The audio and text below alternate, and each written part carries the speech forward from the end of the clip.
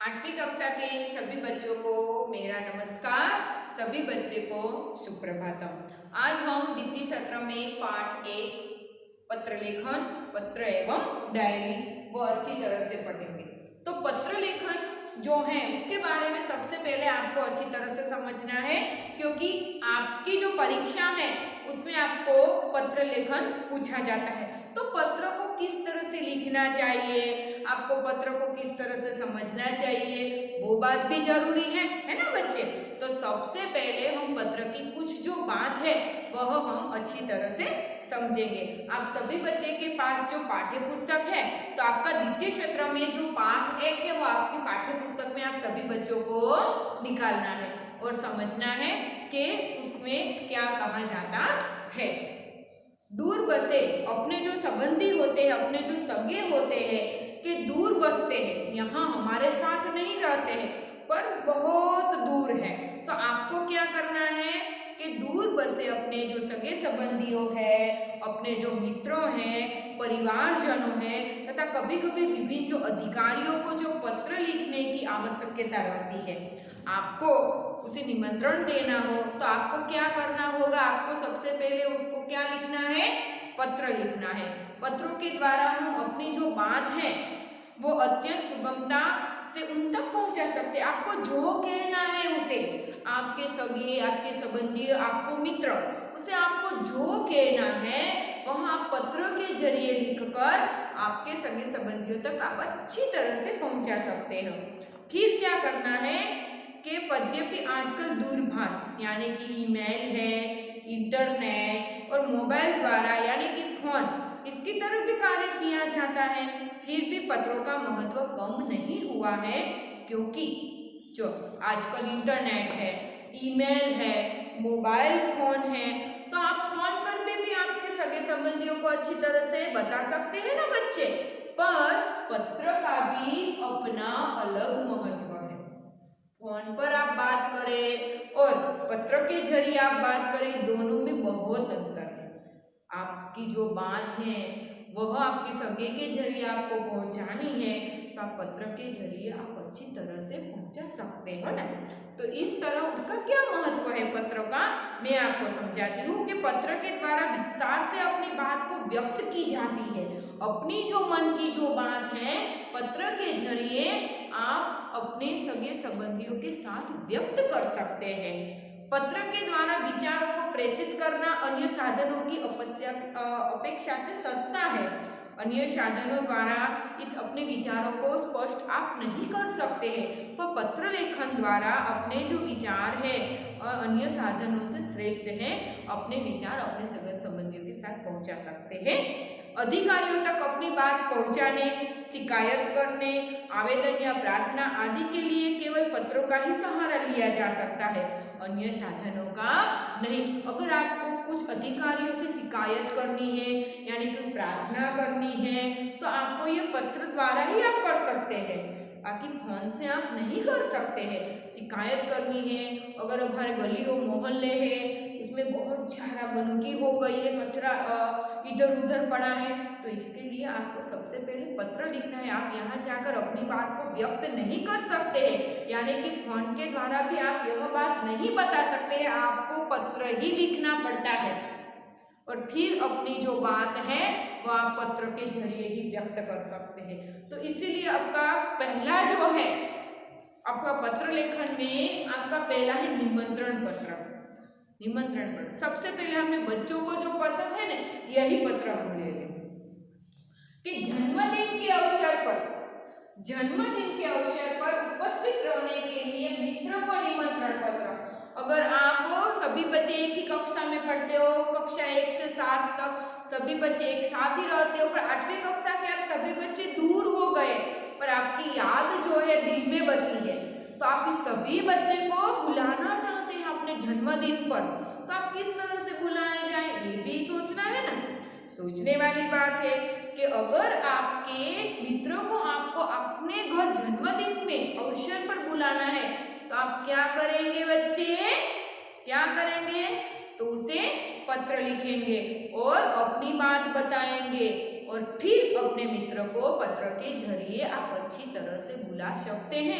तो सबसे पहले क्या करना होगा कि हिंदी में आपका जो पता है, अपने मित्र का जो पता है, वह आपको क्या लिखना है, दाई ओर लिखना है कि न्यू बुद्धिनगर सोसाइटी 90 लिंबायत सूरत। आपका मित्र सूरत है और उसका जो पिन कोड नंबर है 394210। तो इस तरह से 8 अगस्त 2011 को यह पत्र लिखा है। किसने लिखा है? प्रिय मित्र स्नेहल को। किसको लिखा है? प्रिय मित्र स्नेहल।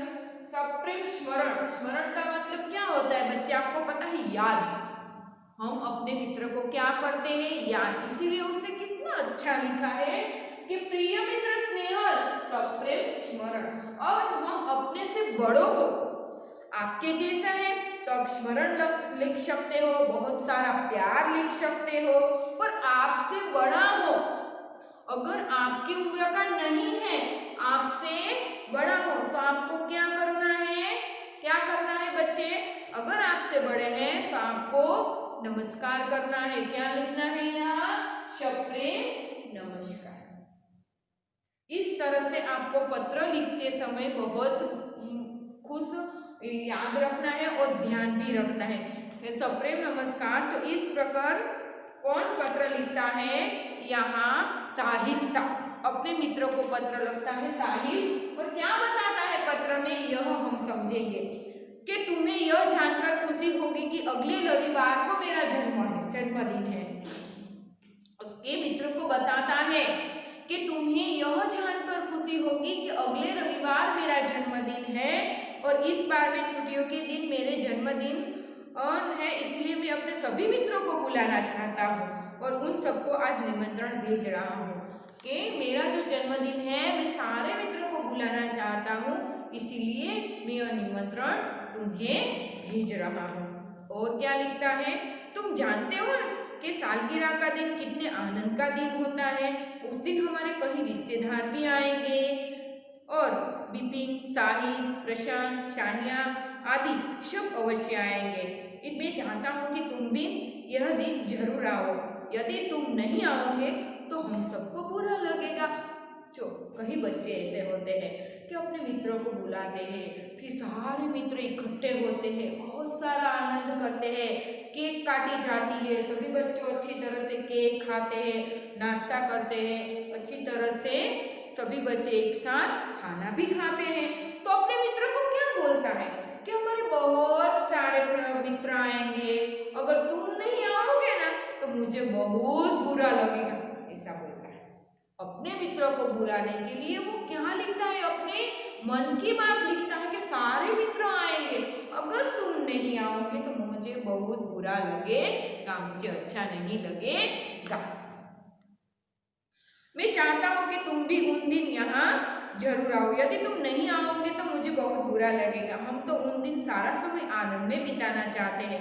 दिन भर भोजन, जलसा, खेल आदि होगा। रात को सिनेमा देखना भी जाएंगे। मुझे आशा है कि इस अवसर पर तुम भी जरूर आओगे और मेरे उत्साह को आनंद बढ़ाओगे। तो इस तरह अपने मित्रों को किस तरह की बात, अपने मन की बात अच्छी तरह से बताता है और कहता है। तुम्हारे माता पिता हो उसे मुझे चरण स्पर्श करना, छोटे भाई कमल और बहन संगीता को मेरा प्यार और तुम्हारा आने की मैं प्रतीक्षा करूंगा। तुम्हारा प्यारा मित्र साहिल सा। कितना अच्छा लिखा है उसने, है? बहुत अच्छा लिखा है। अपने मित्रों को बुलाने के लिए उसने क्या किया? हम बहुत सारे आनंद करेंगे, जलसा करेंगे, रात को सिनेमा देखने जाएंगे, तुम भी आना, हम बहुत आनंद करेंगे। फिर क्या लिखा? आपने यह बात देखी कि उसने मित्र को क्या क्या बताया पत्र में? ये तो बताया, पर आगे क्या लिखा कि तुम्हारे जो माता पिता है उसको चरण स्पर्श करना। अपने को बड़े से किस तरह से बात की जाती है? आप सभी बच्चों से अच्छी तरह से ध्यान रखना है कि अपने से बड़े को क्या कहा उसने, साहिल ने, कि तुम्हारे जो माता पिता है उसको मेरा चरण स्पर्श करना। आप सभी बच्चे को पता चल गया ना क्या करना है? चरण स्पर्श। अब आपको, आपसे बड़े होते हैं तो आप उसके क्या करते हैं? चरण स्पर्श करते हैं। और अपने से लिखता है। यह आपने देखा इस पत्र में कि अपने छोटे भाई कमल और बहन संगीता को मेरा ढेर सारा प्यार देना। नाना जो छोटे छोटे होते हैं उसे प्यार दिया और क्या लिखा कि तुम्हारे आने की मैं क्या करूंगी, तुम्हारे आने का मैं प्रतीक्षा करूंगा, तुम्हारे लिए बहुत सारा प्यार, तुम्हारा मित्र। और अब हम जो पत्र लिखते हैं ना, हमारा नाम हमें लिखना है कि तुम्हारा मित्र कमल साहिल सा। तो इस प्रकार आपको यह भी प्रश्न पूछा जाएगा कि निमंत्रण जो पत्र है किसने किसको लिखा है। तो आपको याद रखना है कि जो निमंत्रण पत्र है वो साहिल सा ने अपने मित्र को लिखा है। तो इस प्रकार आपका जो मित्र है वह है स्नेहल। साहिल ने स्नेहल को पत्र लिखा है। तो इस प्रकार आप निमंत्रण को जन्मदिन के अवसर पर उपस्थित रहने के लिए आपके मित्र जो हैं गांधीनगर है और आप सुरेंद्रनगर में है, तो आपको यह पत्र इस तरह से लिखना चाहिए आपके जन्मदिन में अगर उसे बुलाना है तो। आगे हम दूसरा पत्र भी सीखेंगे, वह है बधाई पत्र। वो भी बहुत अच्छा है। इसके द्वारा आप सभी बच्चे को अच्छी तरह से याद रह गया होगा कि जन्मदिन के अवसर पर अपने मित्र को किस तरह से बुलाया जाता है। आगे हम पढ़ेंगे बधाई पत्र।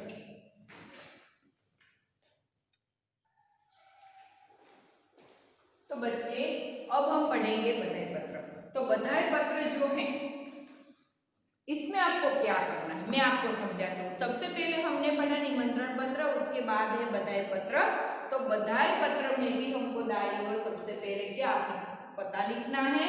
पता लिखने के बाद जन्मदिन पर बधाई दी जाती है, तो वह बधाई आप किस तरह से अपने मित्र को देंगे तो उस पर मैं आपको अच्छी तरह से सिखाऊंगी। सभी बच्चों को यहाँ ध्यान रखना है। आप सभी बच्चों को अच्छी तरह से यह बधाई पत्र को समझना है। तो सबसे पहले है शांति नदन रावपुरा बड़ौदा। शांति नदन रावपुरा बड़ौदा में है उसका मित्र और 10 अगस्त 2011 में यह पत्र लिखा है।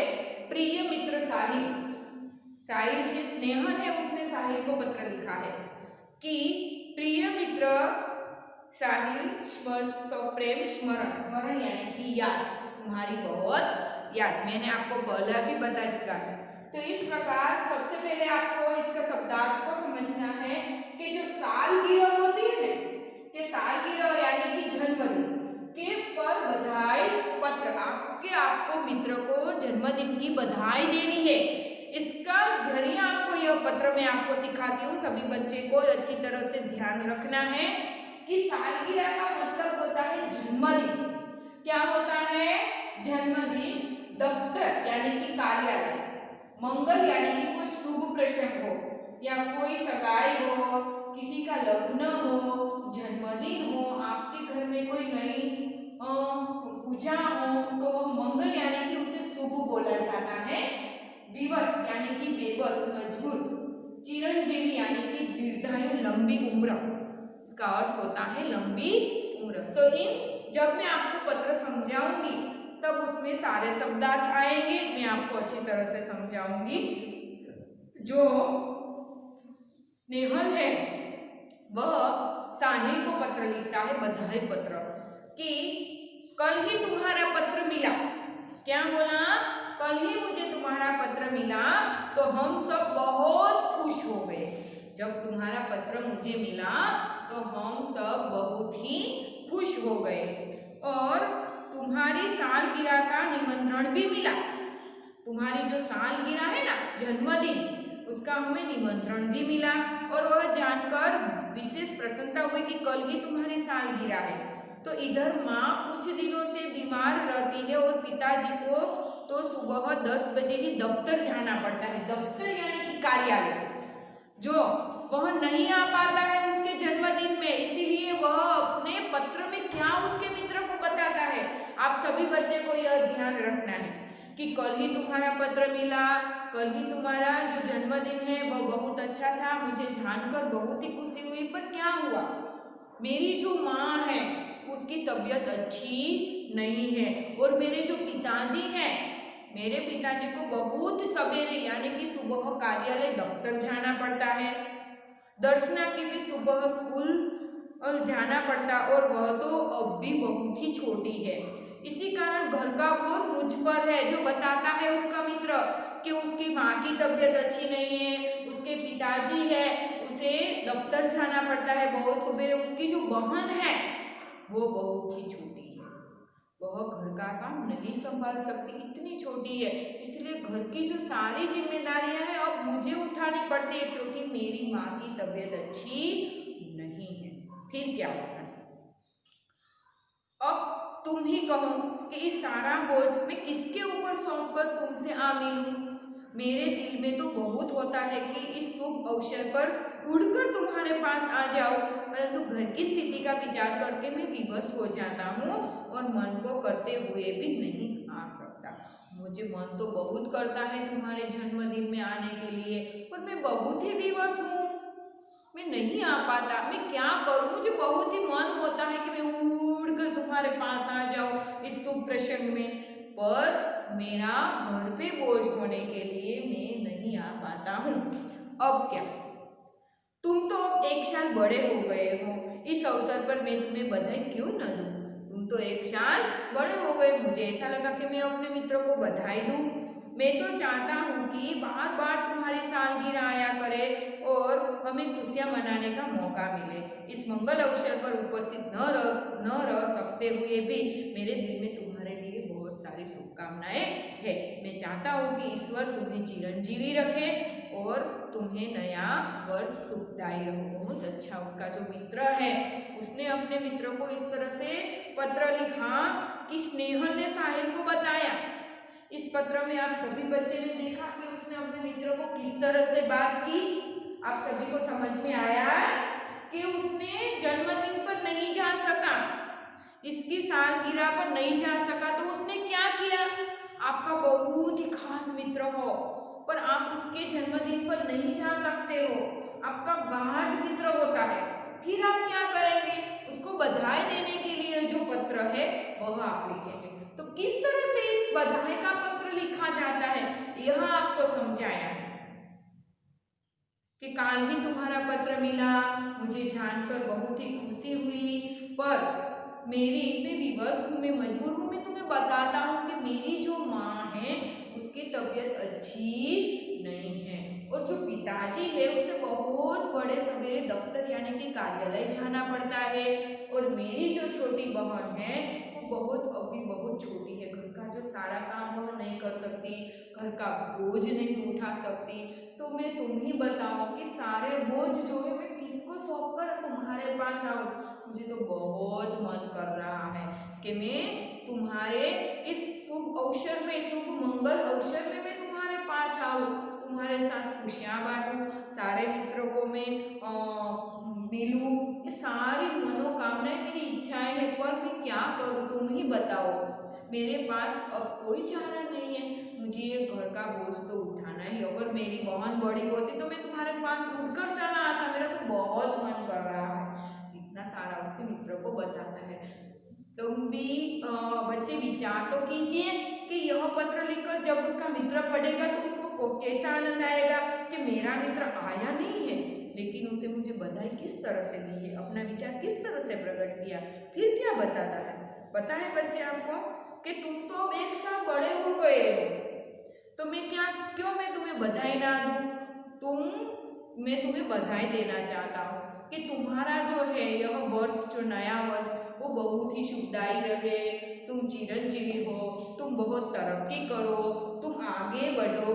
इस तरह से अपने मित्र को बधाई देता है और बहुत सारा प्यार देता है और बताता है कि तुम्हारा मित्र, अंत में क्या बताता है कि तुम्हारा मित्र स्नेह। तो इस तरह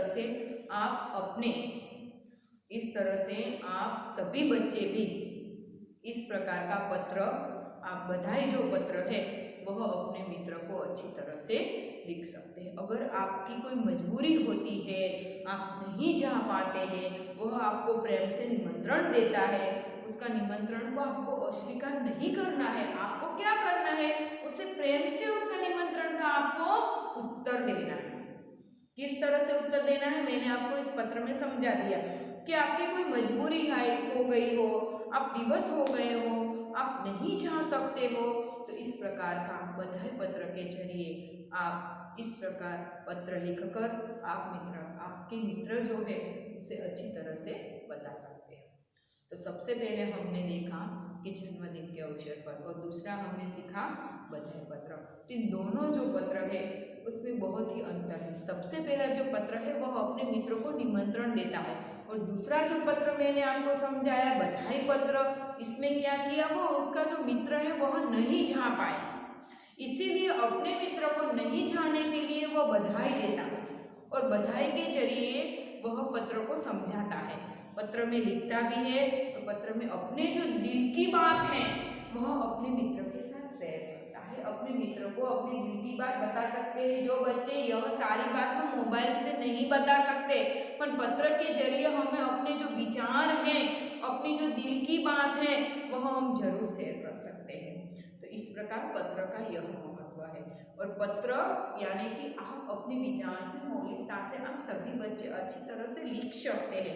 मुझे पता है कि आप सभी बच्चे को अच्छी तरह से यह बधाई पत्र या निमंत्रण पत्र दोनों अच्छी तरह से आपको समझ में आ गया होगा।